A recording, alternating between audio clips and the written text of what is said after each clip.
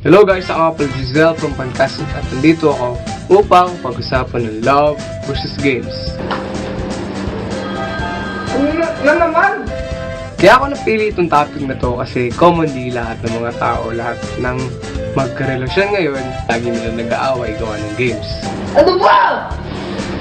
Lalaro ko dito eh! Especially ngayon, yung mga sikat na laro gaya ng Dota, LOL, Dota 2, or kung ano man laro, ay nakakapagdahilan ng mga breakup at kung ano pang problema sa magkarelasyon. Hindi rin naman talaga natin masisisi yung iba kasi yung iba ang maabuso na talaga at instead na magbigay ng oras sa karelasyon nila, ginagamit nila yung oras para lang maglaro ng kung ano-ano. Ipag-Flappy Bird ako. Bigla siyang tumawag. Natalo tuloy ako.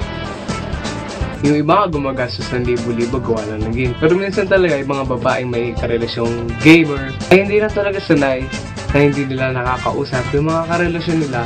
Kaya ang ginagawa nila, pinipigilan nila maglaro.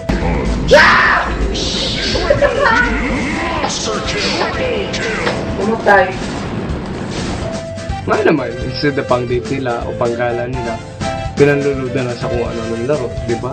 Parang sayang na rin. Si Bulalord kasi. Bulalord. Pasok.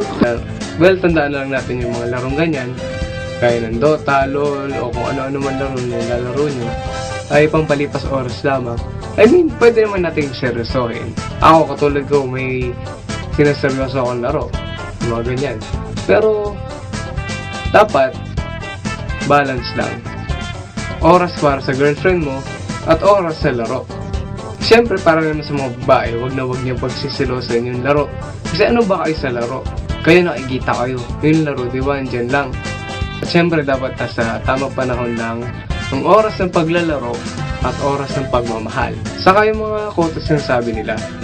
Sabi nung iba, salamat ka na nilalaro ng boyfriend mo ay Dota, hindi ikaw. Yun lang yun, di ba? Parang ganun lang, kaya cheer up. Hello. Oh.